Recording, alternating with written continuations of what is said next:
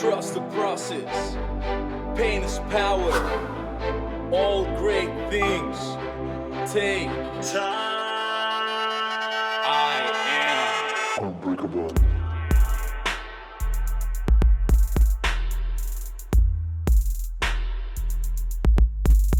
Unbreakable.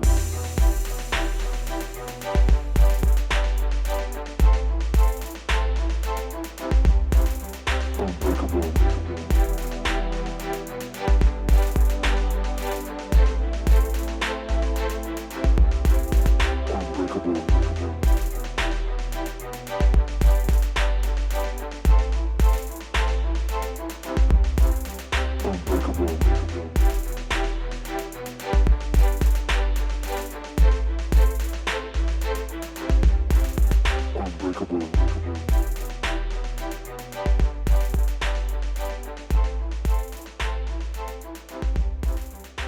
Hello everyone, welcome to the Unbreakables Podcast, episode 10.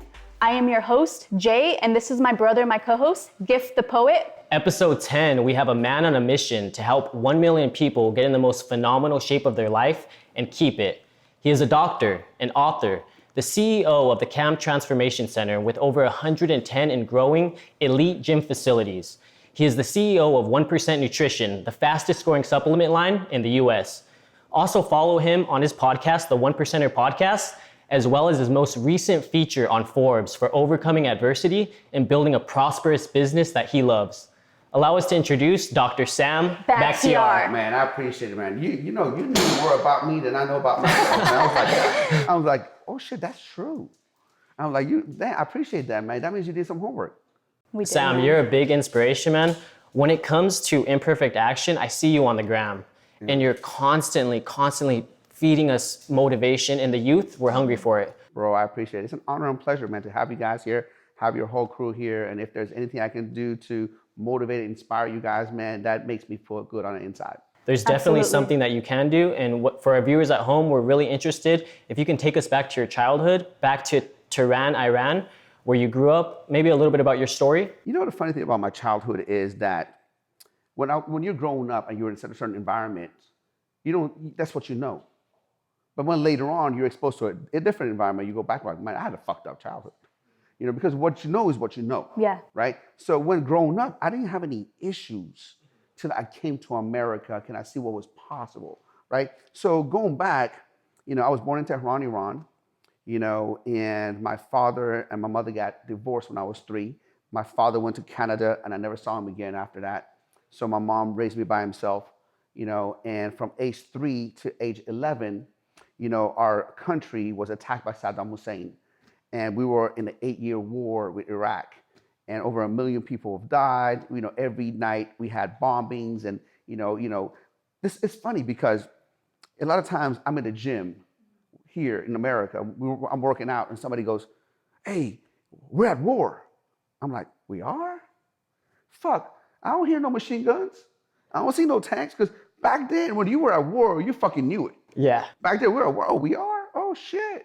Like this is nothing compared to what you were used to. When you were at war, you knew. You heard machine guns. You heard planes flying over. So thank God to America and what all the possibilities it has, because now you're safe. Even you're at war, you don't feel it here in Chino Hills or anywhere in the country. They have made it so safe for us to be able to come here to pursue our dreams and to have that entrepreneurial mindset and be able to get to our goals. That's why we all come here, for the opportunity and freedom. Absolutely. That's awesome, Sam. You exercise gratitude a lot. And that's something I know amongst the successful. Mm-hmm. They're always grateful for everything. Something as simple as the opportunity of being here in America. We take it for granted often, but it's really awesome to see that you exercise that. Thank you. Thank you. To me, where there is gratitude, fear cannot coexist. Oh, I love that. You know what I mean? Powerful. So how can you be grateful and be fearful at the same time? It's almost like, water and oil. It doesn't mix. It just doesn't mix. So if a lot of times we're operating out of fear. Oh my God, what if this? What if this? What if this?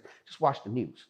No, actually, if you want to fear, right? Don't watch. I haven't watched the news. My mom came here. She moved to me for a few months, and she was driving me crazy because every fucking day I come home. Oh my God, do you see what Trump did? Do you see what Hillary did? Oh, do you see what happened here? Do you see the shooting? I'm like, Mom, I don't care. It's almost draining. I said, I don't care. You know what? I don't care what Trump did. I don't care what Hillary did. I don't care what anybody. I know what I gotta do. Oof. Powerful. Yeah. Very powerful. So I need to ask you, Sam, what did being raised by a single mother do for you, and how did it shape your life? Bro, it gave me a chip on my shoulder. It gave me a chip on my shoulder for the good. Because I told myself, once I have a children, I want to be a super dad. I want to be a super dad. I almost overcompensate for that. You know what I mean? I go out on my way to do stuff for my children to wow them. My why is to make my children and my family proud. That's my why. I mean, that's because I can't say the same thing for my father. You know what I mean? And I remember growing up, going to, birthday parties and Christmas parties, and, people were houses like this, and, the kids were getting all these nice, cool toys and expensive toys, and I wasn't getting that. I didn't have a dad. I remember, I was, all the kids made fun, where's your dad? How come we don't have a dad? And all that kind of stuff. So I made sure that no matter what their circumstances was, that I'm almoys going to be that super dad, going to be right next to my kids, be there for them, love them, and make sure that they know that they have a dad. So you knew the possibilities. For any moment, you let it affect you? Let's say there's a 12-year-old boy out there in our audience that craves that father figure. What advice would you give them? Look, a father doesn't have to be your biological father. Anybody can be a sperm donor. A father is somebody who's going to take you under his wing, guide you, direct you, and have your best interest for you so you can go out there and be a functioning member of a society. That's what father is. So a father is not somebody who's just your biological father. There's a lot of people who are fathers, but they're not fathers. They just have the title. Absolutely, 100%. Just because you are a father, that doesn't mean you're a father. There's a lot of sperm donors out there, and so with moms as well. I mean, it goes both ways. So you have to spend quality time. You have to care. You have to sacrifice that. All that things that comes from being a parent. Sam, can you take us back to 1985 when you first got to the U.S.? Shit, man. I mean, gosh, it took me back. So, when my mom decided we were going to leave, we decided, first we have to go to France as refugees of war, and then from France we're coming to America as refugees of war. And I was like, oh yeah, we're coming to America. Michael Jackson, that was back then. That was good. George Michael was big back in the day. That's when all the like the 80s, whatever. And then I was watching American shows. You guys are probably too young, but that show's called Dallas, Dynasty, and like the A-Team. And that was like, back in the day, it was like the Kardashians of today. So you were watching that shit and you're looking like, oh my God, like I'm coming to America. Everybody got like Bentleys and Rolls Royces and mansions and swimming pools and stuff like that. They don't show you the ghetto of America, right? So they show the best of the best. So I thought I was going to the best because I thought America was what they show on TV. And so my uncle picks my mom and I up from Pittsburgh Airport, and we go to a little town called Sharon, Pennsylvania. It's a very homogeneous, kind of like a hickish, middle of nowhere town in the 1985, when all the steel mills were being shut down. The economy was going to crap, and it was the middle of crack cocaine epidemic. And my uncle did what most Middle Easterns do, when they come to America. He had a convenience store in the hood. And I mean in the fucking hood. I mean, the worst street, to this day, I haven't seen a worse street than that. Worse than LA, Long Beach, and Santa Ana? Bro, check this out, man. Everybody say LA, Santa Ana. Santa Ana, LA, you have palm trees. You do. How the fuck are you gonna say it's ghetto when there's palm trees? I gotta take you deeper, Sam. I gotta take you deeper. Oh, you gotta take me, man, because I haven't seen a ghetto in, I've been in Compton. I'm like, here's the thing. Even in Southern California, right? Let's just say you're in fucking worst place in Compton, Watts, or whatever you want to call it, right? You can drive 20 minutes and see the fucking beach. It's actually very true. You know what I mean? So you see hope. You can drive 30 minutes and go see Beverly Hills and you see nice cars. So at least your mind can expand on what's possible. Sharon, Pennsylvania, where the fuck are you gonna go? There is no thing. If you drove a Honda Accord or better, which was very rare, there's only like 2 BMWs in town and they're doctors and lawyers. But if you drove a Honda Accord and you were a young kid, you're a drug dealer, you got stopped, searched, where the drugs at? Just like that. Just like that. And True story. I'm not even making this up. That's what the ghettos are. There's usually drug dealers, pimps. There's a lot of the underground kings that are kind of doing their thing. Bro, there was like, when I went to my uncle's store, there was pimps, prostitutes, and drug dealers outside. The first thing I seen, man. The whole nine, huh? Oh, abandoned building. And here's the thing. The road is not even paved. Now I don't know. I mean, you seem like you've been in the hood, right? Definitely. So have you seen a sign on the fucking street that says no loitering? You get arrested if you just hang around on the street. There's a sign. Have you seen that? Actually, now in 7-Elevens, they'll say no loitering. No, this is on the street. Oh yeah, no, I have not seen that. On the public street. Yeah, I have not seen that. On the public street, they have a sign that if you hang around on the street, you can get arrested. Yeah. I'm like, what the hell? Like, you just have to keep walking. Yeah, it's interesting. So it was bad, man. It was bad. So I was, so I went to 7th grade, and when I walked into the school, it was like Moses parting the Red Sea, because I was the only minority in the entire town. There was black people on this side, there was white people on this side, and they were like, what the fuck is that? My clothes were different. My haircut was different. I had a little briefcase, because that's how you go to school. Back in the days, right? Formal. And everybody was like, what the hell? And I went and I said, I want to play football, and I want to enroll in 7th grade. They're like, football? Yeah, football. I'm like, what the Not fuck? like football. I'm like, foot. I'm like, this is the foot and this is the ball. They're like, no, that's called soccer. We don't have a soccer team. I'm like, now I'm in a new country, no friends. Nobody likes me. I don't fit in. I'm not black. I'm not white. I don't speak a language. Now I don't have my favorite sport that I played since I was 3 years old. So to this day, I don't know what baseball is all about. Back then, I didn't know what football was all about. So I'm like, you know what? I know what basketball is all about. I have to dribble the ball and throw it back into the hoop. I never played before, but how hard can it be? So I tried out for, the basketball team, got cut. Walked home, devastated. Told my mom, I'm gonna go back home. This country sucks. This ain't Beverly Hills. I'm getting fun of. Everybody's making fun of me. I didn't make the team. My mom said, that's not a choice. After school, I need you to, go to the boys club, practice basketball, try out next year. So I was going to the boys club. I was practicing basketball till I see these guys coming from upstairs. And I'm like, damn, these guys look like Sylvester Stallone and Arnold Schwarzenegger all walking like this. Wow, like this. And I'm like, that's cool. I said, I want to look like them.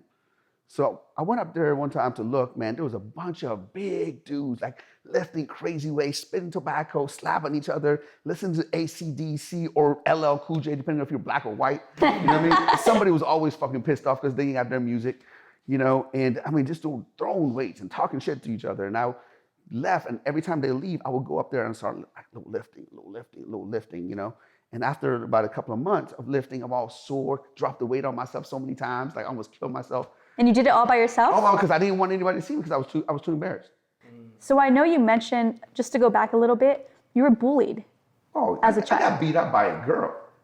Wow. I got my ass whooped by a girl, for real. I'm not even gonna be like, I was a little kid, the girl was like this tall. She said something to me, I said something to her, it's like, whap! I was like, oh.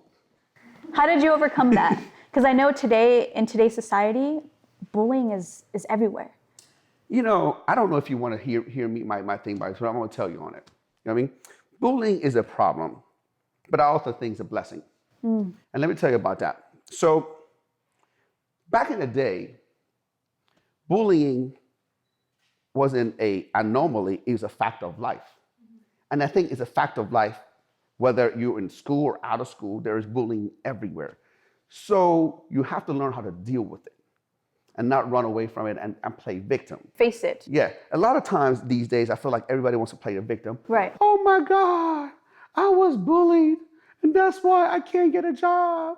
My God, I was bullied and I feel like my self-esteem is this shit and I just want to stay home and eat cookies all day and get fat. No, that's bullshit, right? That's bullshit, you know what I mean? So you use your pain to get better, right? Yeah, I got bullied. I got beat up. I got slapped by a shoe, you know what I mean? I got called names. Everything from turban wearing motherfucker to sand nigger to whatever you want to fucking call it. I've been called, right? But I use that as a pain, as my dark side, to push me and to get better. And guess what? All of those people right now that see me, I mean, I visited them, a few months ago because every year I go back to my hometown. I gave a $10,000 scholarship to my high school. Wow. You know, and I see him, but I have no hard feelings. It's like a slap in their face, though. I don't, you know what? At this point, I'm not going to kick somebody when they're down. You know, to me, I love them. And to me, I appreciate what they did because I wouldn't have been here if it was because of them. In life, you have a choice of how you want to look at things. You know what I mean? You want to be, oh, he was mean. I'm glad they were mean to me. I'm glad they pushed me. You know, I'm glad they brought the best out of me. You know, because I do good when somebody pushes me. I do good when there's a fear in me. I do good when somebody challenges me. The whole time when I was bodybuilding, it's because everybody said, Sam, you don't have the genetics to be a bodybuilder. Or so, Sam, you don't got what it takes. Sam, you don't got it. I became the first bodybuilder in history to have a first place title in every weight class. You know what I mean? You tell me something I don't know, tell me. You know what I mean? Dare me. You know what I mean? Like, you know what I mean? So that fueled you. Yeah, it has to. That has to. You can't let somebody's opinion become your reality. Let me repeat that again. Somebody's opinion is not your fucking reality. You know what I mean? It's your choice. If you want to make it your reality, you make it your reality. But somebody's opinion is not your reality. Of course. So Sam, we go back to the gym. You witness the bodybuilders, you get the motivation, and you start hitting it by yourself, secluded, because you don't want anyone to see. I had the worst genetics, bro. I had small arms, small flat chest, and a big ass belly. Sorry, I didn't mean to cut you. No, not at all. And you still persevered, you still did it, and you transformed yourself. I like to call you the transformation titan, because everything you do, man, I love that. Thank you. You transform everything. But what I wanted to ask you was, at that time you were a young boy, and I know that you have a mindset and an edge because you are from a different country, so you have seen that third world taste. Yeah. You started working at a very young age. I read online that you were making about $3.35 an hour. My uncle was fucking not paying me. You know, I wasn't, actually I was making less than that. So when that was when actually I found out what minimum wage was. Wow. So remember, I went to my uncle's store and I started working for my uncle. And I was working 35 hours a week, right? And I was getting paid $100 every 2 weeks. So for 70 hours, my uncle was paying me $100. And I'm like, shit, I was going to school. I'm like, oh, $200 a month, I fucking made it. You know, before, 140 hours of work, I was making $200 a month, you know? And then one day, I overheard somebody working somewhere, and they said, oh yeah, I'm making minimum wage, $3.35 an hour in high school. I'm like, wait a second, how much am I making? Did the calculations? I'm making $1.41. I was like, I want my uncle, I'm like, uncle, minimum wage is $3.35. Can you give me minimum wage? You know, because I'm making $1.41. Well, no, man, it's family business. We can't do this and that. So I started working weekend at a cheese factory. I started delivering pizza. I started hustling different jobs because family business, my uncle's business couldn't pay me that. That's cool. But I went to did all kinds of odd jobs to be able to, my goal was to make $200 a month to buy my dream car, a used Volkswagen GTI. That is awesome. No, that's That is awesome. pretty So awesome. all of that fuel, you were tapping into that pain to get that vehicle. You wanted the Volkswagen. That was on your bucket list? That was on That my was your bucket why list. back then, right? I wanted to buy that Volkswagen GTI so I could hang around my friends, go drink 40s, and holler at girls. That's what I wanted to do. That's my mindset back then. So let's fast forward a little bit. So I know your mother gave you 3 options when it came to getting your degree. Yeah. It was become a doctor, become a lawyer, or an engineer. Yeah. And you chose doctor because it was the closest thing to fitness, correct? 100%. 100%. In our culture, you can be a multimillionaire, but if you're not educated and you don't have a degree, they don't give you respect. That's how they were brought up. You can be a broke ass doctor, but you're better than a multimillionaire entrepreneur. Wow. So what is your take on formal education versus self-education? Well, formal education, I'm going to quote Jim Rohn. I'm going to quote Rohn. Jim Rohn. Formal education will make you a living. Self-education will make you a fortune. And there's nothing more true about that. I've spent $150,000 on my formal education that I probably use 3 to 5%. And I probably spend a couple of $1 million ever since then on my self-education to be able to do what I'm doing right now, be able to do on all kind of, and I'm going to go on the camera and say that for those of you who are thinking about investing in yourself, it's the best investment. Nothing's going to give you a better ROI than investing in yourself. I love that. That is awesome, yes. And for those of you at home who are studying business, ROI is a return on investment. As you can see, Sam, he's invested in his body, he's invested in his mind, and because of that, all of this came to fruition. So anyone could do it at home. Comment below if you have a goal. We're very curious about the goals that you have, and we want to help you get to those goals. Absolutely. Yeah. That is awesome. So as far as how did you discover your core values at such an early age, transitioning into college? Well, you know, for me, family was on top of my list because I never had a real family.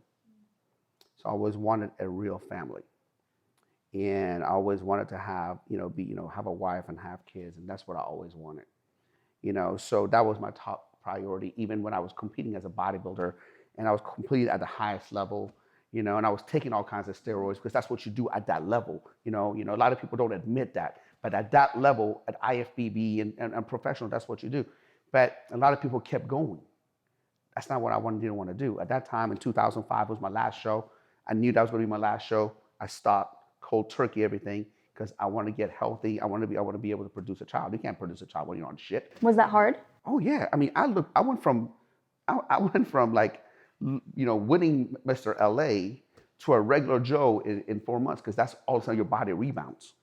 But I didn't just care. Like that. Oh yeah. Well, your body just goes, and I didn't care because I didn't want to get off slowly. I'm done. So you just cut it off cold turkey? I'm done. Did you lose your strength gains as well? Oh yeah, you do. I mean, you do. But it's temporary. It goes like this. You're like this. You dip, and then you come back naturally again. You know what I mean? You come back naturally, and going back to hindsight, over the years, man. I mean, for people who are listening to this, if you're ever thinking of starting an exercise program or maybe taking steroids, I will tell you right now, don't. I will take your body as far as you could go naturally.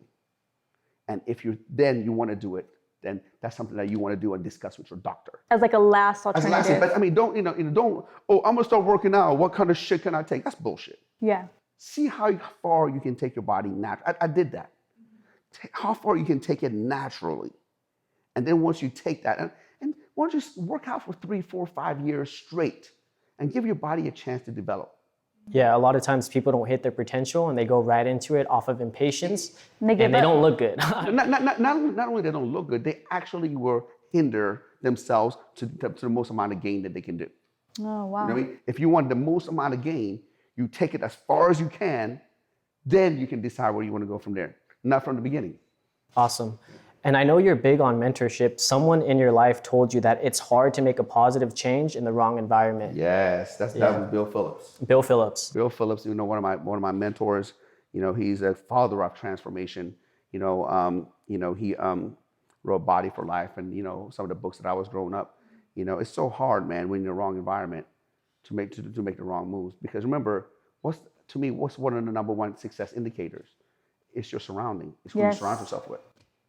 Yeah, I didn't start seeing transformation occur within my life until I changed my circle. 100%. It was tough to do because oftentimes you love the people that you grew up with. Yeah. However, their circle is hindering them, and it's just a ripple effect. It's like a ripple effect, yes. You know what? You owe it to yourself, your family, to become the best version of yourself.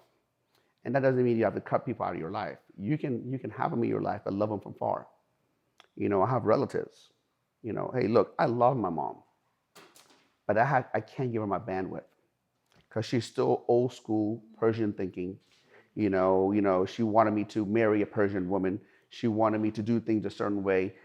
She wants me to raise my kids a certain way, and she's still like that. And I'm like, hey, Mom, this is my life, right? I gotta live my life, and if you can't respect that, you gotta go. She's set in her ways.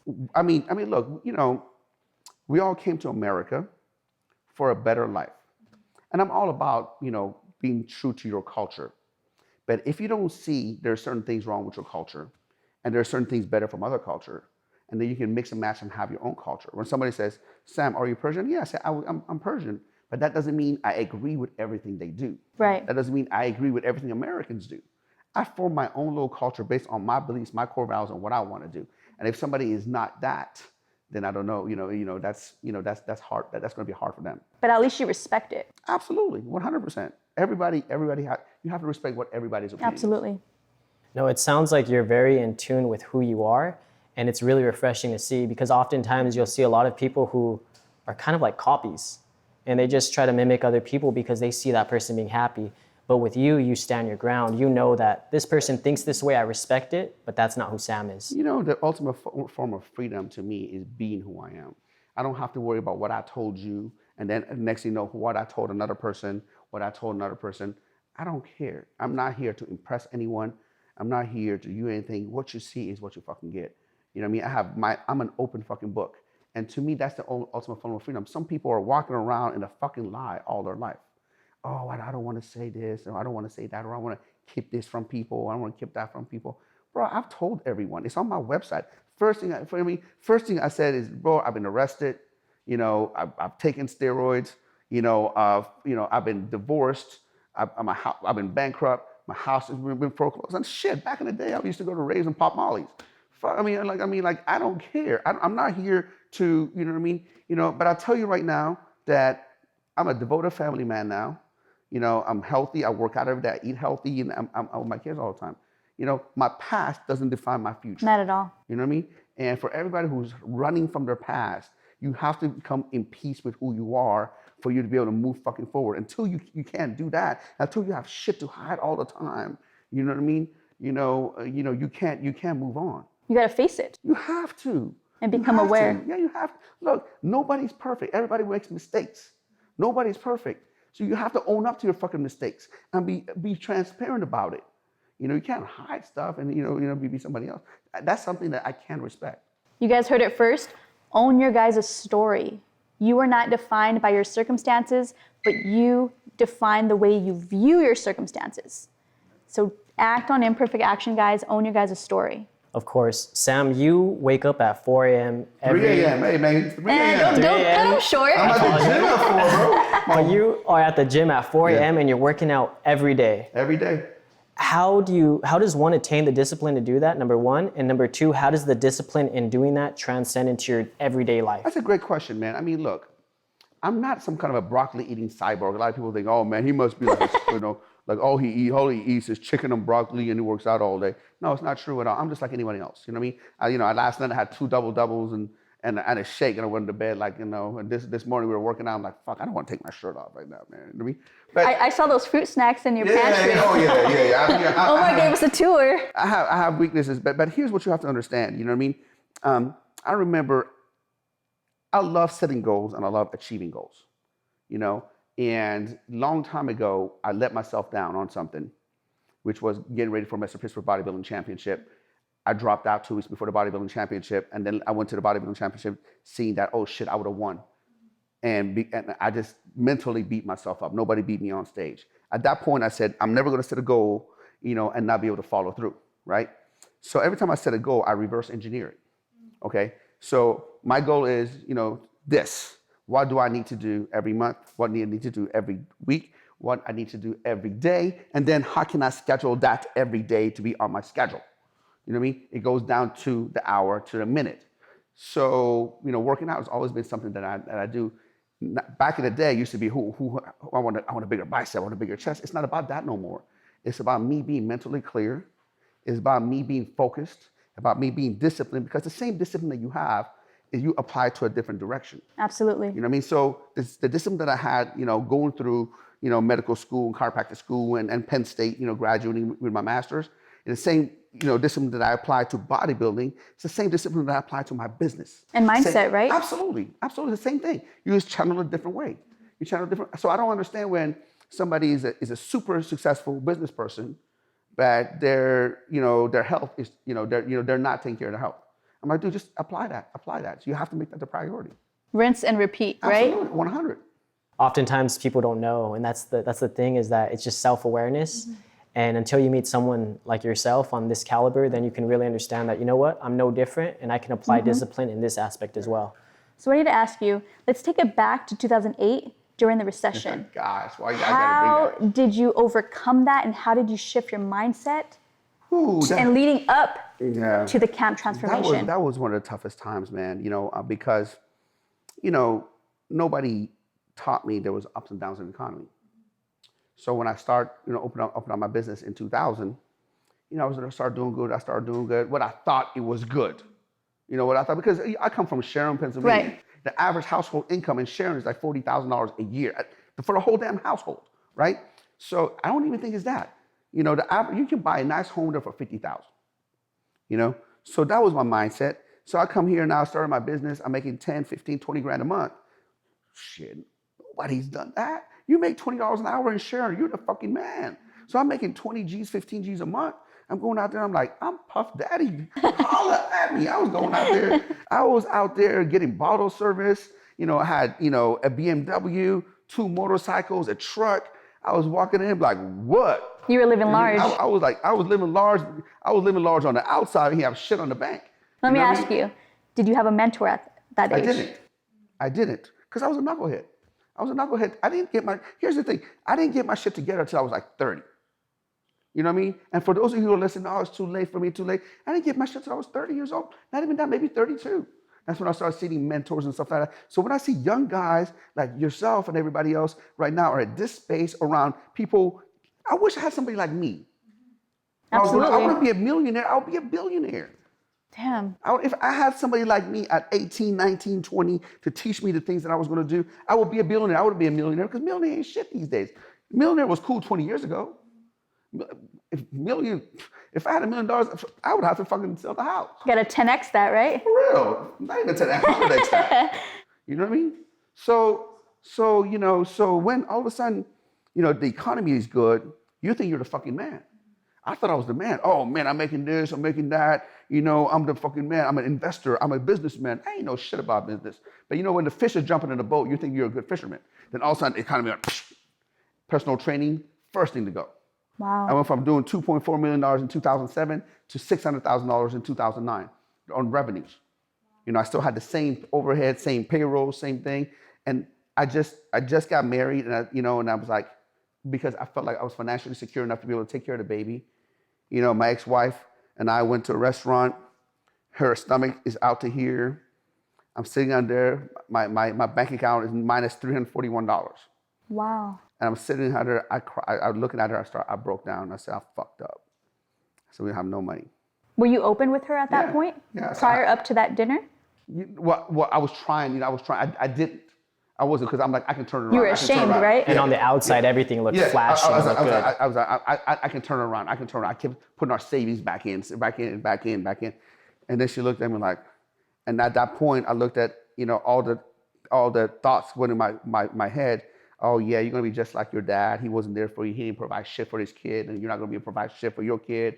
And you're a loser. You know, this and that. But you know what? You know, whenever I'm having a bad day, things like that. What I do is I just call it early night. You know, I have like a slice of pizza, 2 or 3 or 4, or maybe a big whole pizza. I go to fucking bed. Next day, I'm back to war, right? So my thing was just go to work for 20 hours a day.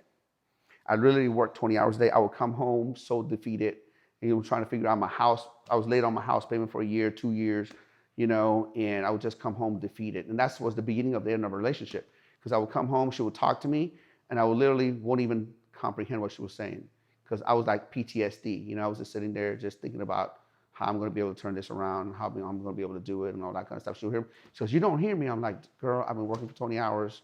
Like, I can't hear shit right now." You know what I mean? And so I remember I finally, in 2000, you know, towards the end of 2014, you know, I was starting to see the light at the end of the tunnel, and we had a big fight. Next week, I go home and I get her with a divorce paper.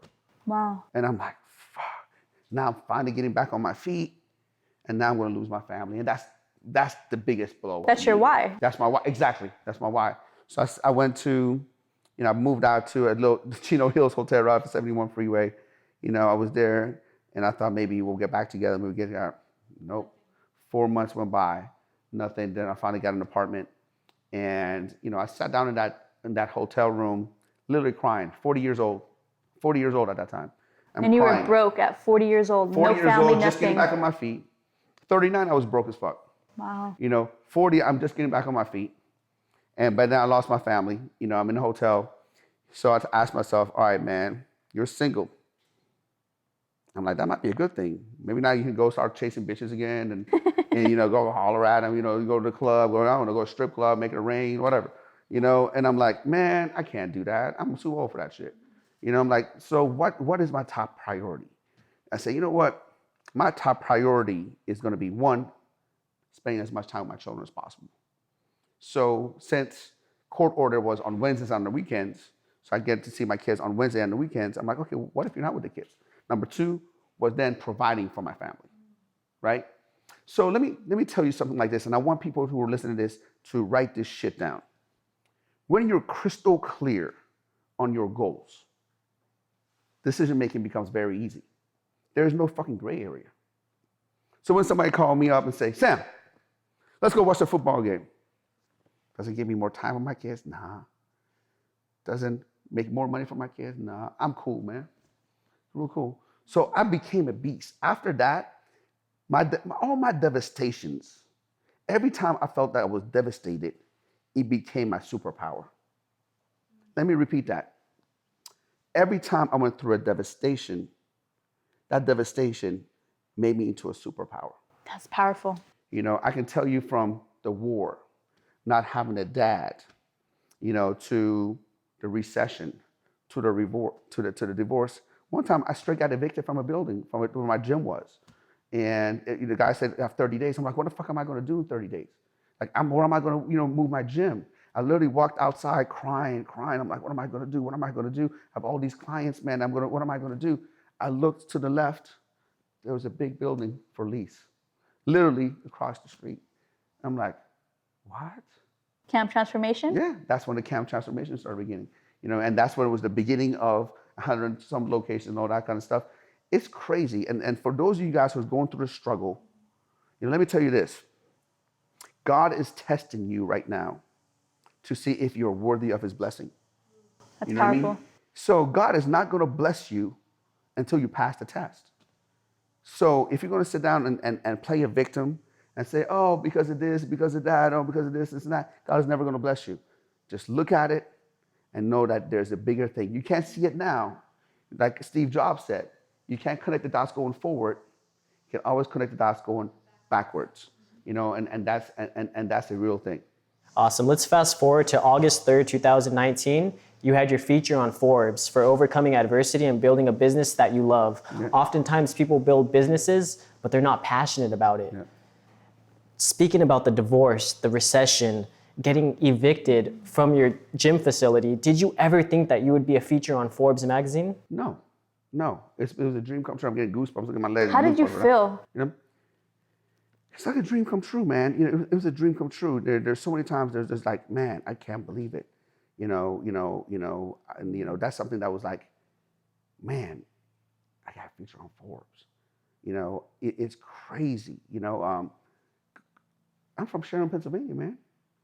What are the odds? Yeah, I mean, who would have thought? What are the odds? And it just blessed. I'm grateful. I don't take anything for granted. But I will tell you one thing. None of this material stuff defines me. What defines me is my journey. What defines me is what I have become to get here. I don't give a fuck. Challenge me. Take the shit away from me tomorrow. I like challenges. I want to see how fast I can get it back. You know what I mean? I don't care. For me, this is to impress my family, my children, my why. It's all materialistic. Yeah. For me, I want to show what the good life is. If I was single, I can live in let me go back. I can live in this mansion and I would be miserable if I wasn't improving every single day. Or I can go in a 100 square foot apartment that just has a bed and a protein shake mixer. That's all I need. And you'd still feel fulfilled. As long as I'm improving every day. So for me, improvement or progress is life. You know what I mean? So if you are somebody who's just like, okay, I want to make money, sooner or later you're going to make that money, okay? But if once you make that money, then you're going to lose all your motivation because you made the money and now like, what the fuck? Make more money? Look, that's not going to do. There's no purpose. No, but if you are somebody who just wants to learn, improve, and progress, that hunger never goes away. I was telling somebody the other day, let's just say I get a $100 million check tomorrow. Will my lifestyle change? What am I going to do? What am I going to do? Get a bigger fucking house? There's rooms in this house that I haven't been to. What am I going to get? Get nicer cars? I got all the shit that I want. You know, what am I going to do? I'm still going to get up, work out in the morning. I'm not It's going to not going to sleep in. change. Not going to change anything. So that's when you know you're in the ultimate freedom. You know what I mean? That's when you know that now you can work based on fulfillment and purpose. Ooh. That is beautiful, and that's going to give you peace of mind, which I know you have already. A lot of people are striving for that. Move with purpose, guys. It really, really makes a difference. Here on the Unbreakables podcast, we do deep dive with the Unbreakables.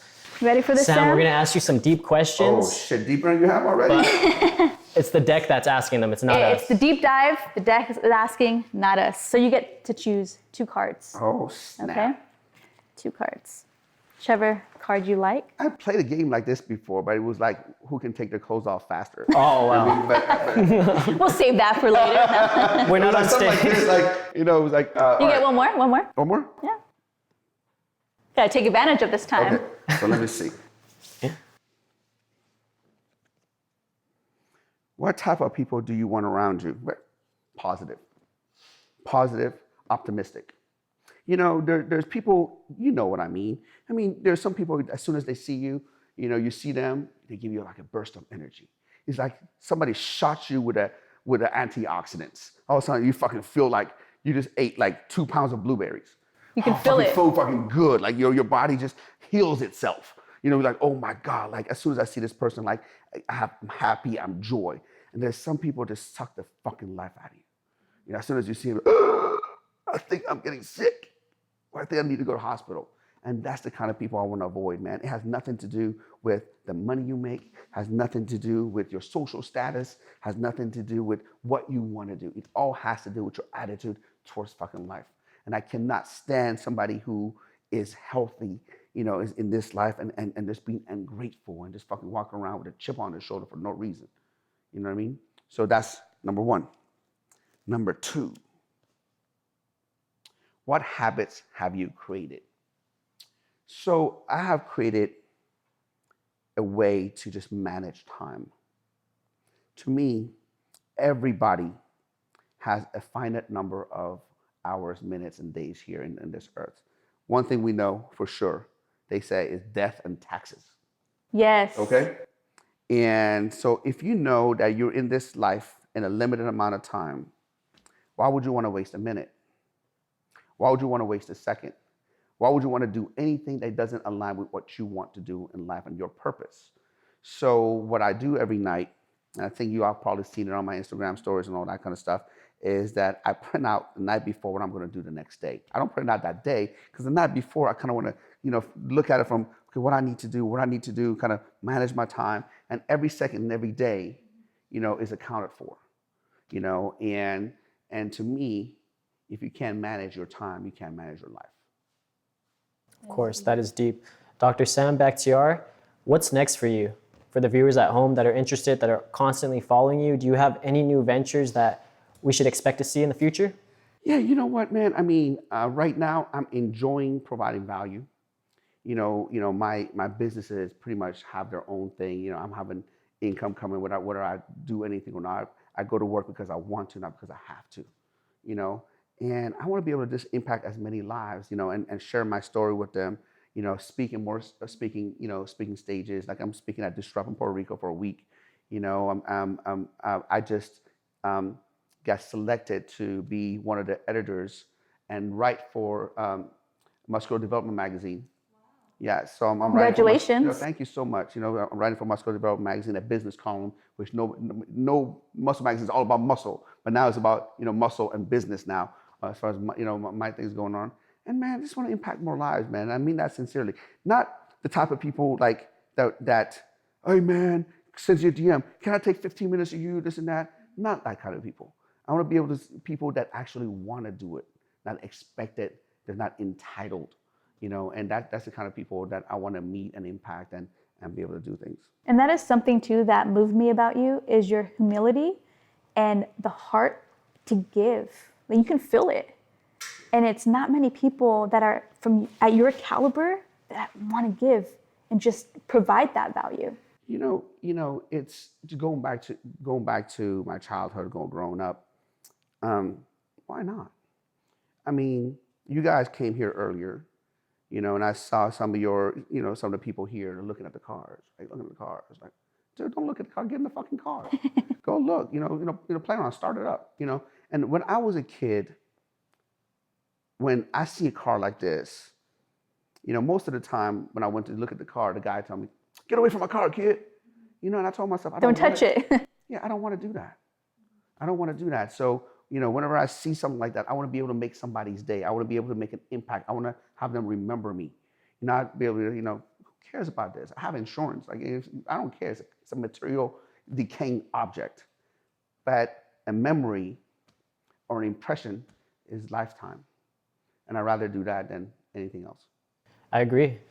At the Unbreakables, what we like to do is we like to knight certain people. We want to say congratulations on your baby. Thank you so much. And we actually brought something for her to make an unbreakable. Let's see. You can actually bring the whole bag.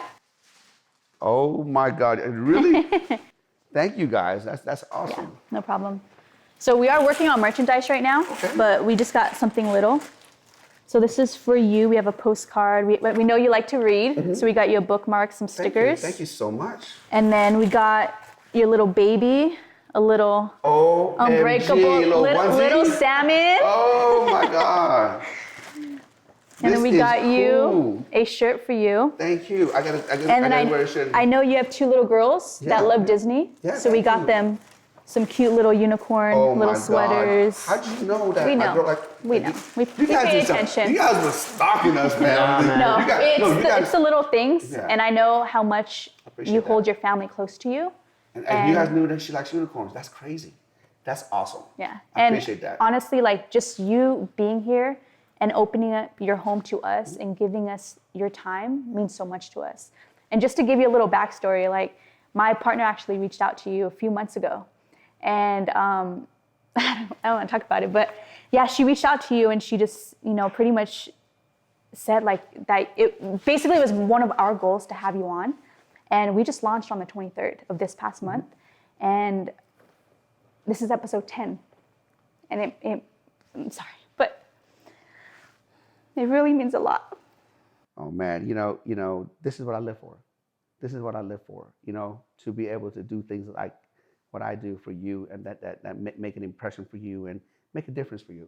You know what I mean? Because I know one day you'll be in my position and you're going to pay it forward. Absolutely. You know what I mean? So just remember that there are people in our lives that have helped us get to what we are right now. And when you make it big, don't forget to pay it forward and to provide value and to provide that impression for people that are up and coming. Never forget where you come from. That's why every year I go back to my hometown and get a scholarship and things like that. And it's truly an honor and pleasure to be able to serve, to be able to give. And honestly, thank you for choosing me. I'm not even kidding about that. And I mean, I appreciate the fact that there are thousands of other entrepreneurs and thousands of other people that you saw something in me to come and interview me, man. So the feeling is mutual. I'm honored and privileged to be on the show. We appreciate it. I'll be on the show any other time I need to be. No, thank you so much, man. And you are truly, truly an inspiration. You are truly unbreakable, and you are the living proof of what against all odds truly means. Appreciate it. And if you can, just let our audience know where they can contact you or connect with you. Oh, absolutely. The best way to connect with me is on Instagram at sambakhtiar.com. Sam Bakhtiar, SAMBAKHTIAR.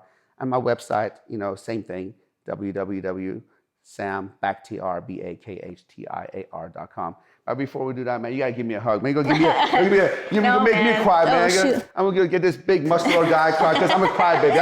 I'm sorry. I'm that dude that cries at the movies, man. All right. No, this was so unplanned, man. I appreciate you. Thank you so much. I'm blinded by the mic. Same. Thank you, Sam. Thank you so much for the opportunity. No, thank you so much, man. And everyone at home, you heard it from the man himself. You have to pay it forward, not because you have to, but because you want to. The more you give, the more you have. You can follow us at the Unbreakables Podcast on Instagram. You can follow us on Facebook at the Unbreakables Podcast, Jay Mergs and GiftThePoet. Follow myself on Instagram at _GiftThePoet_.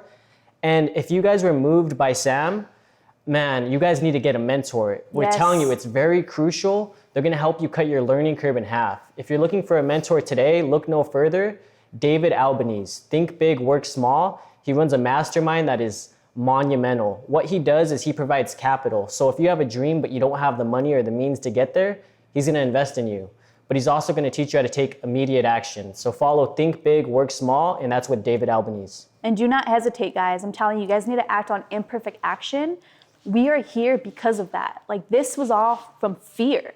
We have no experience in podcasting, but because we have this feeling in our heart that we need to inspire and impact others, we're here. We're gonna share our story through this entire process. We're gonna bring other people like Sam to share their story in hopes to inspire you guys and to impact and change your guys' lives. If you guys are able to take any value, knowledge, or wisdom, we're one life at a time to one country, one city. That's what we're here for. Thank you guys so much. Unbreakable.